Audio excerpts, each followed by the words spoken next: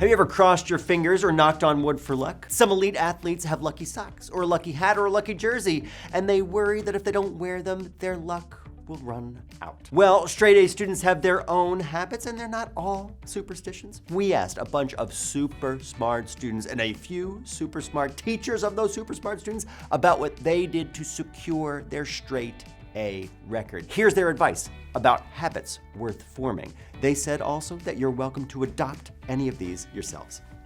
I'm a bubble chunker. The student writes, when taking a standardized test, I do each question and write the letter answer for each question in my test book instead of going right to the answer sheet and filling in the bubble. Then once I get to the end of the page, I go to the answer sheet and I fill in the group of bubbles all at once. First of all, genius. This saves time across the test because seconds are wasted each time you go back and forth searching for the right bubble. And second, I think it is more accurate because sometimes you might get one number off and can get a whole string of questions wrong when you do them one at a time. Folks, don't wait to enter them all at the end though. Remember, because that risks you running out of time and not getting any of your answers into that Scantron sheet at all. So the advice is be a bubble chunker, but don't dilly-dally. Okay, we're on to the next card.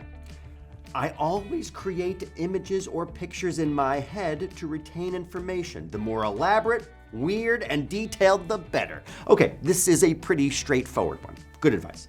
Okay, we're gonna look at the next card. All right, this is good. And this, folks, this advice flies in the face of all the let's get a good night's sleep and make sure you eat a healthy breakfast advice that we are always hearing. Here is the quote. My tried and true method is similar to how athletes keep a streak alive or get ready for a big game. I try not to change my routine. Since I'm a night owl, routinely I stay up till midnight or later. I don't try to go to bed earlier the night before a test.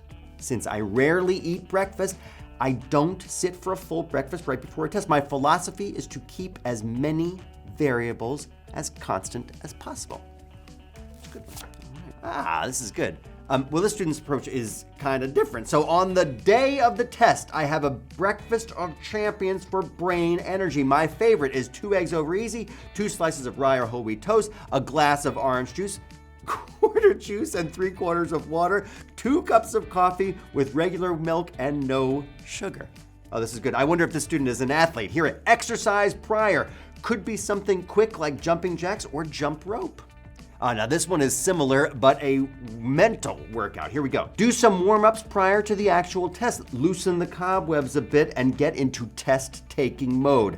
You don't want to waste time, waste the first 10 or 15 minutes of the actual test getting into the zone. I do a couple of practice test problems before going into a big math test. Okay, here's one about getting into your groove. And I quote, on the test itself, bang out some easy questions first, get your rhythm going and your confidence boosted. I love this one. Okay, here we go. Smart students and their bad habits. Listen to this one. Chew gum. There is some evidence that it keeps your brain active. And now this student's getting absolutely right to it. Here's the quote. I try to make sure that I'm slightly physically uncomfortable before a big test, like maybe a little too cold, so that I stay edgy and alert. It's pretty intense. Okay, this one's got great advice about your prep. We like prep at the Princeton Review, no surprise. Here's the quote.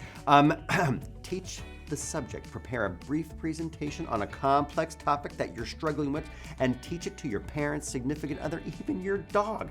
The point is for you to get comfortable with the knowledge itself. And if your student asks questions, you'll determine your mastery of the topic by your ability to answer them. Well done.